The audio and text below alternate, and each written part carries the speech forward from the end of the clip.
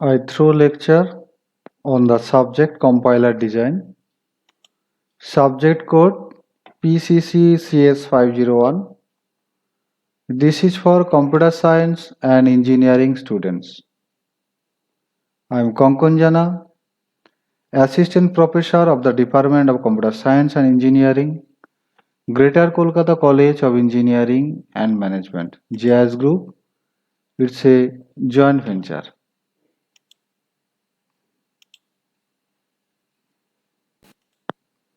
This is module 2 of the subject compiler design having the subject code PCC-CS501. This lecture based on the syllabus of BTech Computer Science and Engineering of Maulana Abul Kalam Azad University of Technology, West Bengal, formerly known as West Bengal University of Technology. This syllabus is applicable from the academic session 2018-2019. In Module 2 of Compiler Design, students of Computer Science and Engineering of 5th semester will know about lexical analysis. Module 2 has 6 lectures in total. Contents of Module 2 lecture is the role of the lexical analyzer, token, patterns, leximes, input buffering, specification of a token, recognition of a tokens. In this lecture 3, we will complete all this section. I will complete all this section after covering lecture 3. Finite automata from a regular expression to NFA, from a regular expression to DFA, design of a lexical analyzer generator.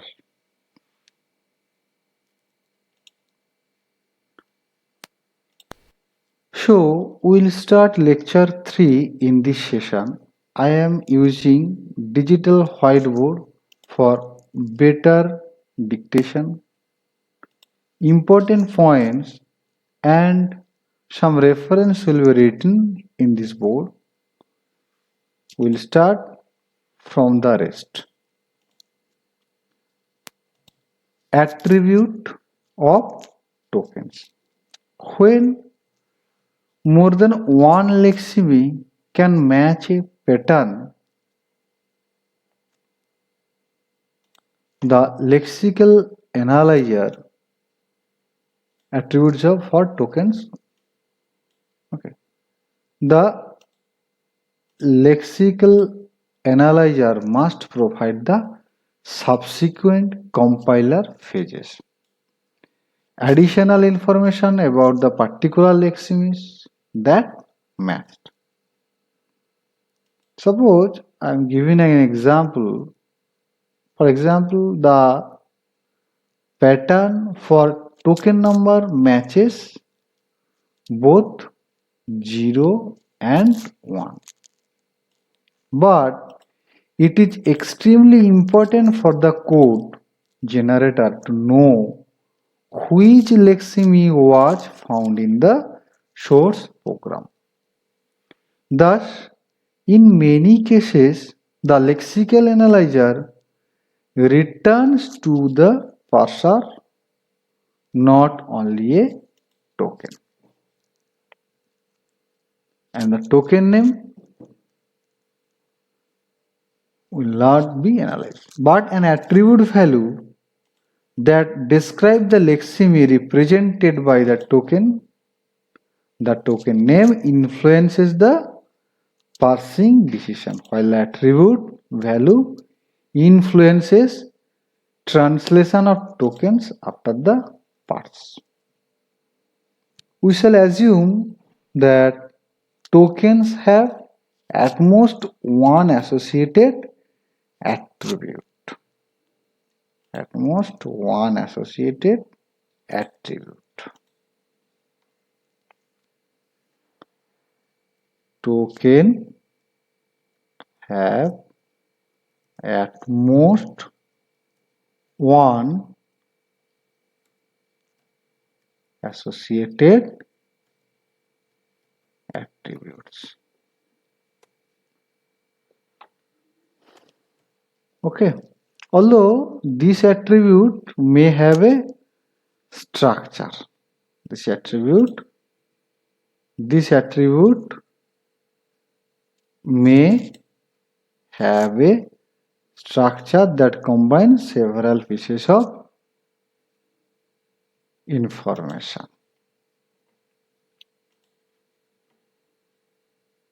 May have a structure that combines several pieces of information. The most important example is the token ID. Token ID. Okay. So the token ID is very essential. Token ID, where we need to associate with the token a great deal of information normally. Information about an identifier, its lexeme, its type, and the location at which it is first found is kept in the symbol table. This is very important. Identifier, its lexeme, its type, and the location at which it is first found. First found location. And that will be kept on the symbol table.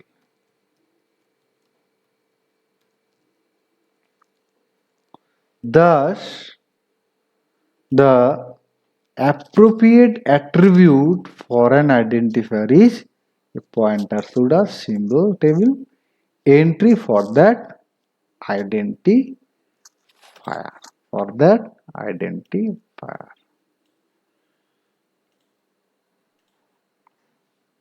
Appropriate attribute value for an identifier is a pointer to the symbol table for that identifier.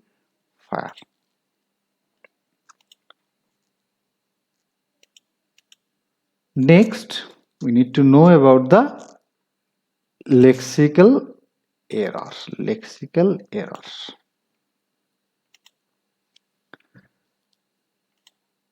It is hard for a lexical analyzer to tell without the aid of other components that there is a source code. There is a source code error. Which type of error? Source code error.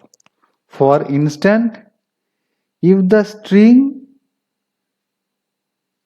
string fee is encountered for the first time in a C program in the context fee as this. What I like to tell you, fee, that means if will be by mistake written as fee. Occasionally we do that.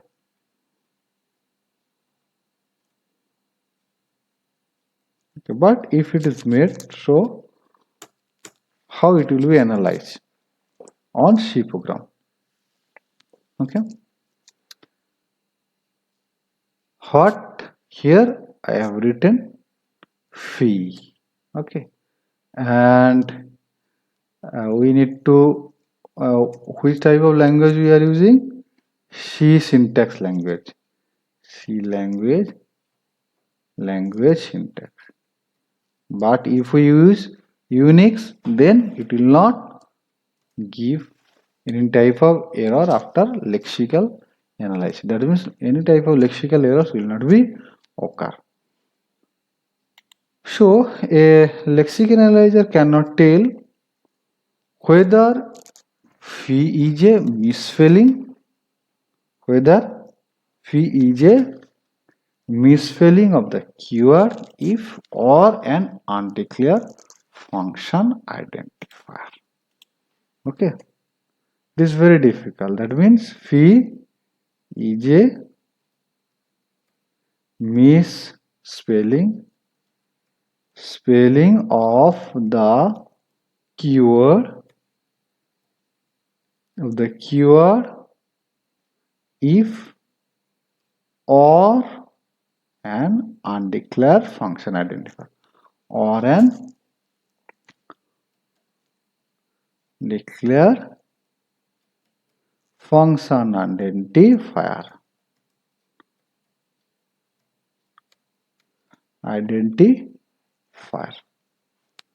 Okay, since phi is a valid lexeme for the token ID, the lexical analyzer must return the token ID to the parser and let some other phase of the compiler, probably the parser in this case, handle an error due to transportation of the letters. However, suppose a situation arises in which the lexical analyzer is unable to proceed because none of the patterns for tokens match any prefix of the remaining input. The simplest recovery strategy is panic mode recovery. Panic mode recovery. Okay. We delete successive characters from the remaining input until the lexical analyzer can find a well-formed token. We need the well-formed token. Well-formed token at the beginning of what input is left. The discovery technique may confuse the parser, but in an interactive computing environment, it may be quite adequate. So, panic mode recovery is most important. Other possible error recovery actions are there. Delete one character from the remaining input. Delete one character from the remaining input.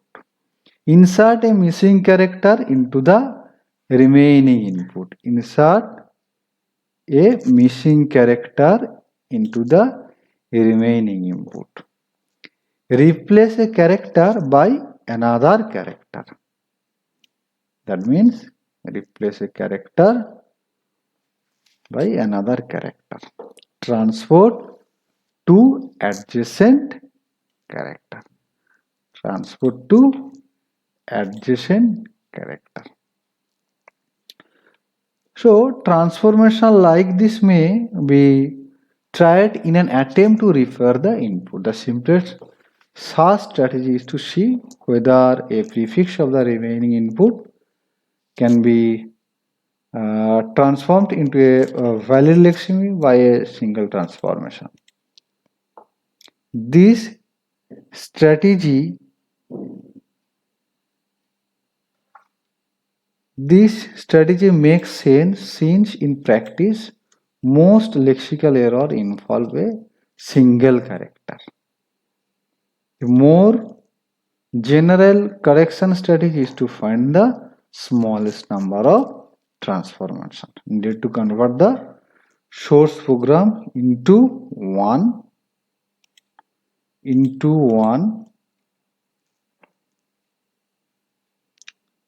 okay, that consists only of a valid lexemes. But this approach is considered too expensive in practice to both or the effect. So next we need to know about input buffering. Before discussing the problem of recognizing lexemes in the input, what you have to do? You need to recognize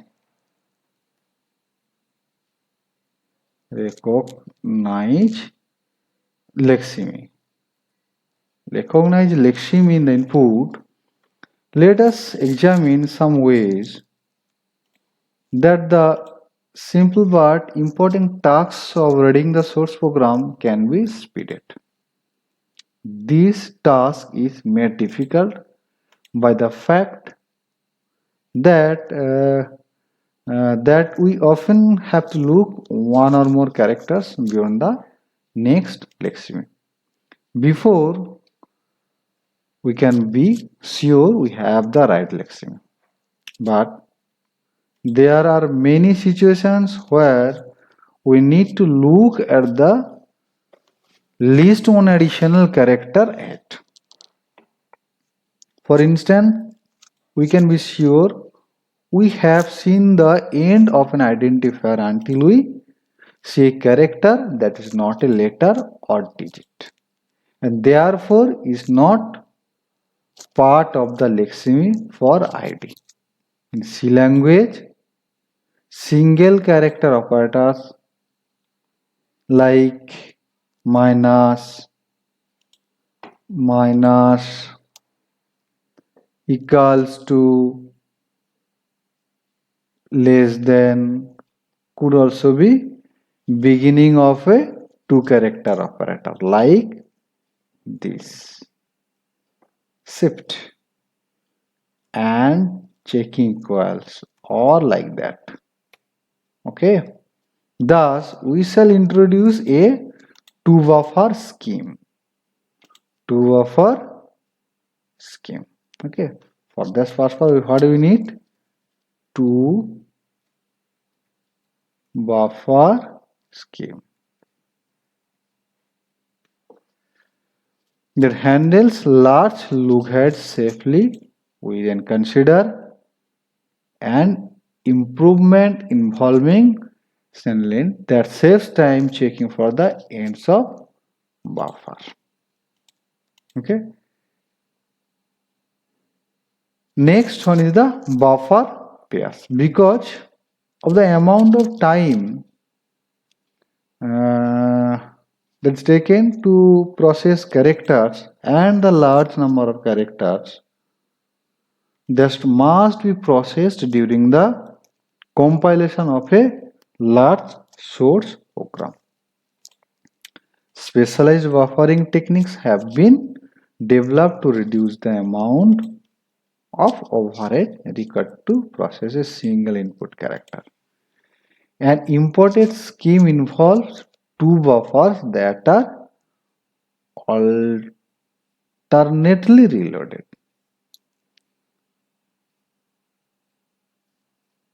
Okay. Now I will discuss how this will be happen. I have written this. Okay. Suppose this is a equation E equal to mc square and this is end of the file. File means end of the statement actually. I like to say. Now each buffer is one of the size n. Suppose. Okay. Suppose buffer size is n and n is usually the size of a disk block. Okay. N is size of a disk block. Okay. For example, it may be 4096 byte. Suppose it is 4090. Using one system, read command we can read n characters. How many characters? Read n characters. Okay, into a buffer, into one buffer, rather than using one system call per character. If fewer than n characters remain in the input file, then a special character represented by UAF marks end of the source file and is different from any possible character of the source program. That means two pointers of the input are mentioned. Pointer Leximi begin. This is pointer Leximi begin. Okay, pointer Leximi begin. And next one is, and what's the use of it? It marks the beginning of the current Leximi, whose extent we are attempting to determine. And next is the pointer forward, pointer that will be forwarded, ahead until a pattern match is found. Okay, so once the next lexeme is determined, forward is set to the character at its right end. Then after the lexeme is recorded as an attribute value of a token return to the parser, lexeme begin is set to the character. So advancing forward requires that we first test whether we have reached the end of one buffer, and if so, we must reload the other buffer from the input. Okay.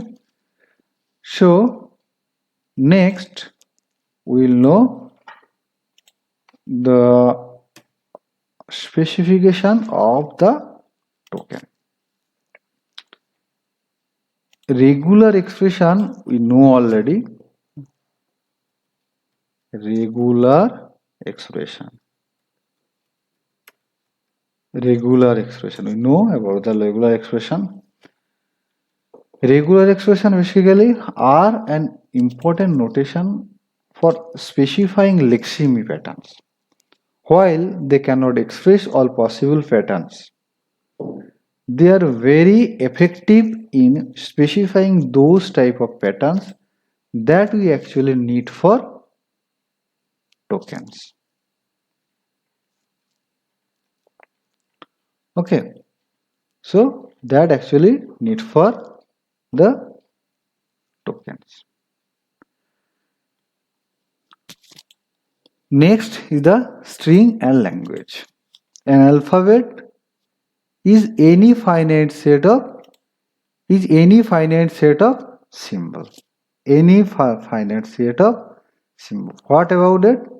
About the alphabet. It is any set of symbols. Set maybe 0, 1. Okay. ASCII is an important example of an alphabet. Unicode have many, or 10,000, 1,000, 100,000 characters for alphabet. Okay, and a string over an alphabet is a finite sequence of symbol. String is a finite sequence of symbol. Okay. Sentence, word, these all are the string. Specifically the empty string denoted by the epsilon. This is the empty string. Okay, epsilon. It will be denoted by epsilon. Okay, denoted by epsilon. And the length of it is 0. Length of it is 0. And the language is any countable set of string. Any countable set of string. This is any type of some fixed alphabet like that. Okay. Now the question is how to recognize the tokens. We know how to express patterns using regular expression. Now we must study how to take the patterns from this. For example, this is a expression. Now the token will be expressed. This is a grammar for branching statement. The grammar fragment describe a simple form of branching statement and conditional expression. Specifically, this is written using the Pascal language. For here, ReLove, we use the comparison operators of language like Pascal or SQL. Equals to and not equals to is used here because it presents an interesting structure of lexeme. Okay.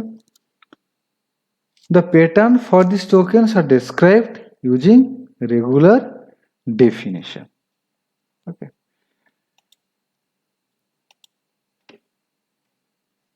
So how it will be work? In that way, we can express it. The pattern for ID and number are similar to what we see here. Okay. 0 to 9. This is 1 and these all are the ReLove. Okay. So we have done this here. Next, by recognizing the token, we define by this. Suppose I am giving another example which will be verified in that way. WS and a blank tab and new line. In that way, that token will be recognized. Here, blank tab and new line are abstract symbol that are used to express the characters. Which are our character? ASCII type of characters that will be expressed. And token WS is different from the other tokens in that count.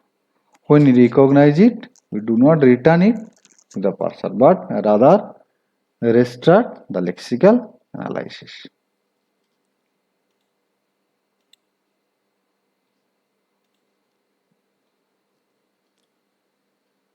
So, our goal for the lexical analyzer is summarized here in this table. Okay, we have written the leximes; those can be used here. These are the leximes. Okay, next is the token name, and the last one is the attribute value.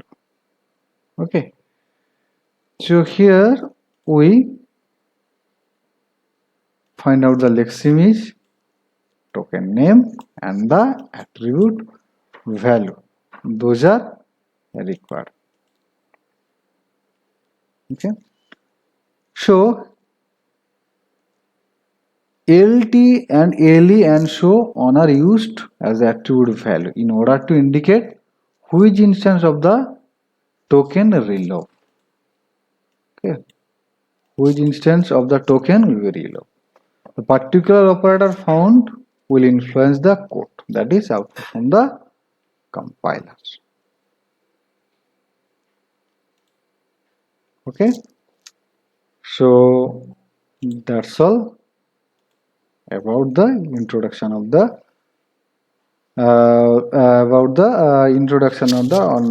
in details of the lexical analysis.